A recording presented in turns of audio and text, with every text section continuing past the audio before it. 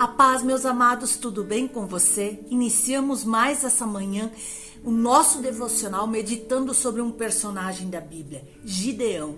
O relato da vida de Gideão nós encontramos no livro de Juízes e começa nos contando como os israelitas estavam sendo devastados pelos midianitas e por quê? Consequência do seu pecado de desobediência a Deus. Em Juízes, nos versículos de 1 a 10, nós podemos ler como estava a situação de Israel naquele tempo. Leia com bastante atenção.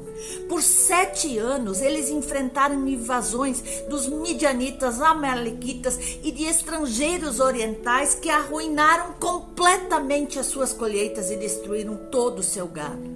Embora eles tenham sido muito infiéis ao Senhor, eles clamaram ao Senhor por sua ajuda e não perceberam que isso já estava acontecendo. Então, mesmo assim, Deus ouviu a sua voz e lhes enviou o profeta Gideão para que lembrasse a eles de quem era o verdadeiro e único Deus, que cuidou deles no passado e ainda assim, apesar de tudo que Deus havia providenciado, eles o abandonaram tão rapidamente. Mas Deus ouve o clamor do povo e ele intervém mandando um anjo a Gideão para que ele chamasse ele para um serviço. Gideão, o nome Gideão significa lenhador, era filho de Joás e ele pertencia ao clã menos importante da sua tribo, mas pela saudação do anjo que o chamou de homem valente, nós podemos supor que Gideão já havia provado ser um guerreiro audaz e poderoso. Embora Gideão fosse um servo de Deus, ele precisava da garantia que era de fato o Senhor que estava chamando ele para o serviço. Então, o anjo do Senhor confirmou essa convocação, fazendo com que um fogo consumisse de forma milagrosa que ele havia preparado para o Senhor. A primeira coisa que Deus ordenou que Gideão fizesse foi destruir o altar de Baal que pertencia a seu pai. Ele também deveria derrubar o poste ídolo de Aserá e construir um altar ao Senhor no topo da elevação. Gideão fez tudo isso pela noite, pois tinha medo de sua família e dos habitantes daquela cidade.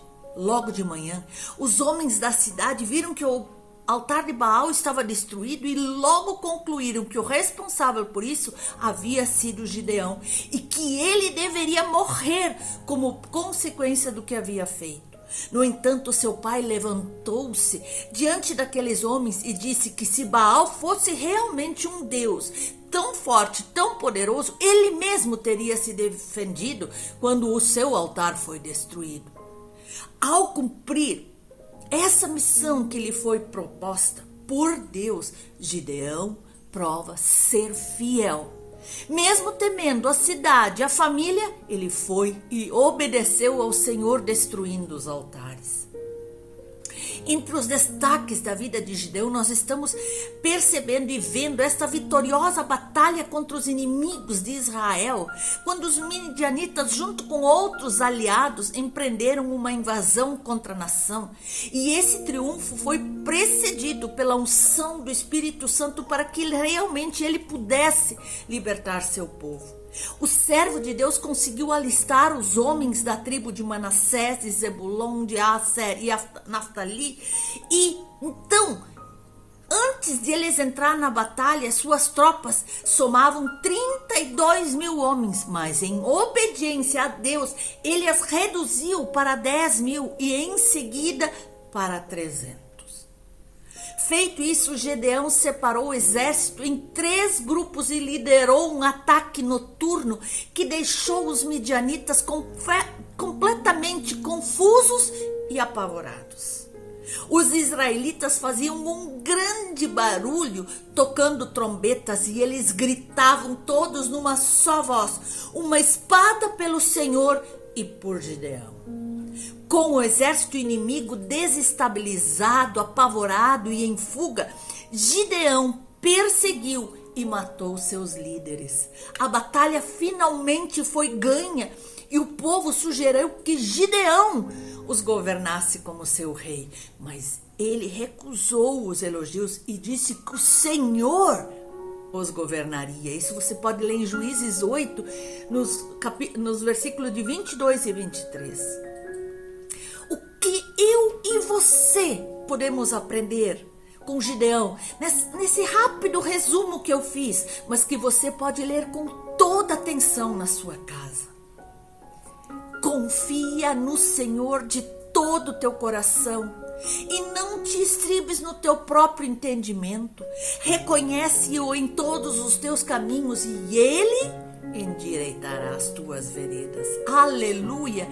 Podemos aprender sim que não importa quão grandes sejam as nossas dificuldades, as probabilidades contra nós, as adversidades, nosso Deus é soberano e Ele sempre estará trabalhando a nosso favor. Ele sempre estará com a gente, seja qual for a batalha, contanto que nós permaneçamos fiéis ao seu chamado e obedientes aos seus comandos. Nós temos que aprender a ter a sensibilidade de ouvir a voz do Senhor e em cada decisão que nós tomarmos, pedirmos a decisão, a opinião, o que o Senhor determina a respeito e não fazer pelas nossas próprias mãos, pelos nossos próprios impulsos. Deus também usa pessoas comuns para realizar grandes planos. Embora Gideão fosse um fator chave e teve disposição em obedecer a Deus, que ensinamento para nós!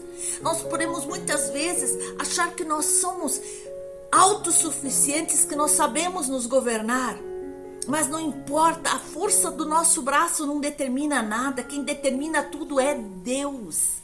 Então Gideão, ele cuidou para garantir que obedeceria à vontade de Deus em tudo. E nós devemos fazer exatamente assim como ele fez. Por último, eu gostaria de deixar uma passagem escrita pelo apóstolo Paulo. E não sede conformados com este mundo, mas sede transformados pela renovação do vosso entendimento, para que experimentais qual seja a boa, agradável e perfeita vontade de Deus. Romanos 12, 2. Nós ouvimos toda semana essa frase, mas muitas vezes nós não a colocamos em prática. Nós não deixamos reinar em nós a boa, agradável e perfeita vontade de Deus. O Senhor está com você. É exatamente o que você é, um homem ou uma mulher valorosa. Firme-se nas promessas de Deus, na sua palavra. Lá ele diz: o Senhor é a força da minha vida, a quem eu recearei? Ele também diz: se Deus é por nós, quem será contra nós? E também posso todas as coisas em Cristo que me fortalece. Aleluia! E Jesus, porém, nos disse: sem mim, sem Jesus, nada podeis fazer. Não importa o que nós temos ou o que podemos fazer.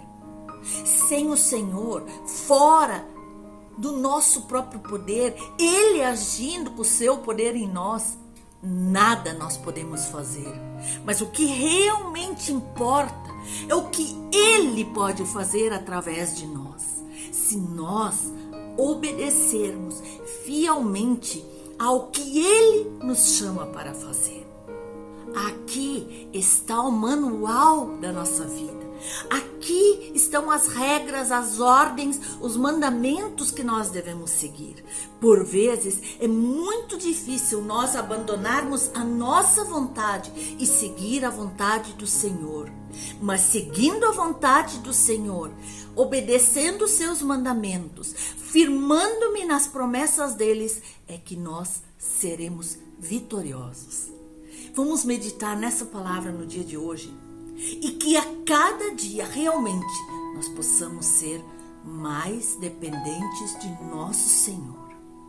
Que Deus abençoe você na sua oração, na sua meditação, na sua leitura, no seu trabalho e no seu relacionamento com as pessoas nesse dia. Em nome de Jesus.